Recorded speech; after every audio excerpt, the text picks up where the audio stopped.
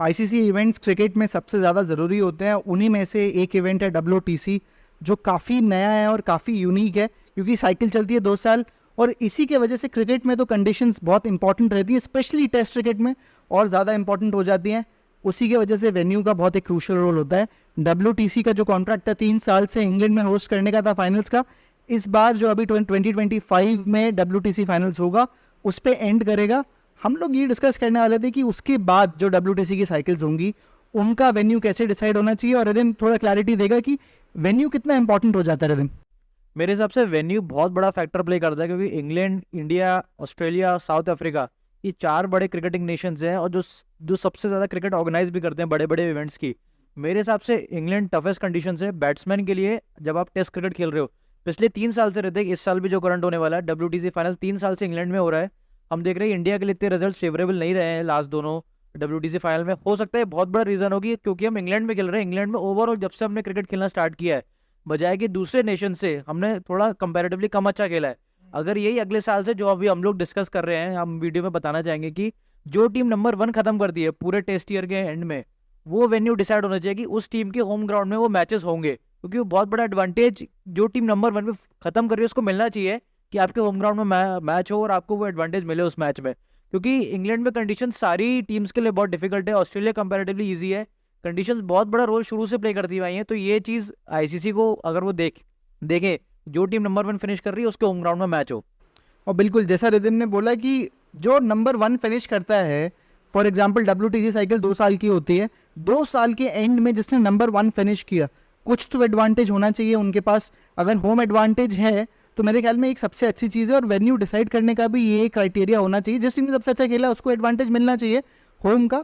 और उसके हिसाब से जैसे रिदम ने बोला कि क्योंकि कंडीशंस इतनी डिफरेंट है, कुछ टीम्स है जैसे न्यूजीलैंड और ऑस्ट्रेलिया, उनको फेवरेबल का काफ़ी हद तक लगेंगी इंग्लैंड की, क्योंकि वहाँ का बाउंस थोड़ा इवन है जो ऑस्ट्रेलिया कंडीशंस होती हैं। लेकिन स्पेशली जो सब कॉन्टिनेंट की टीम्स है, जो एशिया की टीम्स है, उनके लिए हमेशा चैलेंज होने वाला है, और इसमें कोई दिक्कत की बात नहीं है। चैलेंज, इंटरनेशनल क्रिकेट आप खेल रहे हो उसमें चैलेंज होगा, लेकिन अगर आप फिनिश कर रहे हैं नंबर 1 पे तो एटलीस्ट मुझे लगता है कि होम एडवांटेज कहीं ना कहीं कुछ तो एडवांटेज होना चाहिए। अगर होम एडवांटेज उनमें से एक है तो वो एक बहुत अच्छी चीज़ रहेगी। रिदम, उसके अलावा WTC एक ऐसी चीज़ है, क्योंकि टेस्ट क्रिकेट और बाहर अगर कहीं खेल रहे हो, एक टेस्ट मैच, हम लोगों ने इस पर बहुत बार डिस्कशंस किए हैं, एक टेस्ट मैच पर डिसाइड करना बहुत ट्रिकी है। कम से कम तो लगता है 3 टेस्ट मैच की सीरीज होनी चाहिए अगर WTC जो आप 2 साल के लिए रेन करेंगे उसके बाद उसके लिए। सबसे बड़ा रीजन इसका ये है, कभी भी आप कोई आईसीसी टूर्नामेंट खेलते हो तो आप रेगुलर मैचेस खेलते हुए आते हो, चाहे वर्ल्ड कप 2020 हो, चाहे चैंपियंस ट्रॉफी हो, चाहे ODI वर्ल्ड कप, आप रेगुलर खेलते हुए आते हो तो आप फाइनल खेलते हो। या आप 1 साल या 2 साल बाद आप फाइनल खेलते हो, वो भी दूसरी कंट्री में जाके। मेरे हिसाब से वैसे फाइनल का मतलब एक ही मैच होता है, फाइनल का मतलब एक। लेकिन जब आप इतने साल बाद या इतने टाइम बाद आप कोई मैच खेल रहे हो और आपके उसी मैच के बेसिस पे आपको विनर घोषित किया जाएगा, तो मेरे हिसाब से मिनिमम 3 मैच की सीरीज होनी चाहिए। ऐसा नहीं कि मैं इंडियन हूँ या इंडिया फाइनल में आ रही है इसलिए, लेकिन किसी भी टीम के लिए 3 मैच की मिनिमम सीरीज होनी चाहिए आपको विनर डिसाइड करने के लिए, क्योंकि एक मैच के बेसिस पे पूरी साल की परफॉर्मेंस एक मैच पे सब कुछ खत्म हो जाता है। तो ये चीज़ 1-2 चेंजेस जो हम चाह रहे हैं, अगर आईसीसी इनको लाती है आने वाले सालों में, जो वेन्यू भी चेंजेस होंगे, अगर हम ये होम ग्राउंड वाला भी एडवांटेज मिले, तो ये सब चीज़ें बहुत अच्छी होने वाली है। और टेस्ट क्रिकेट मतलब WTC फाइनल अभी इतना ज़्यादा बड़ा नहीं है जितना ODI वर्ल्ड कप का फाइनल होता है। इसको बड़ा करने के लिए 2-3 चीज़ें नहीं लानी पड़ेंगी।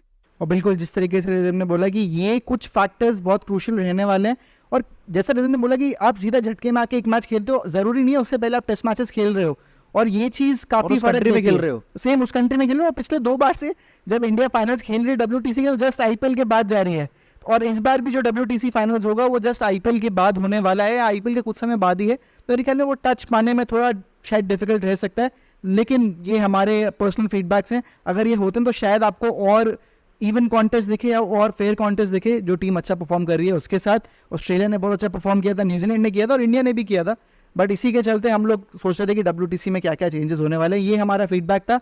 बाकी इस वीडियो में इतना ही, और क्रिकेट रिलेटेड वीडियोज़ के लिए आप बने रहिए विकेट विस्पर्स पे।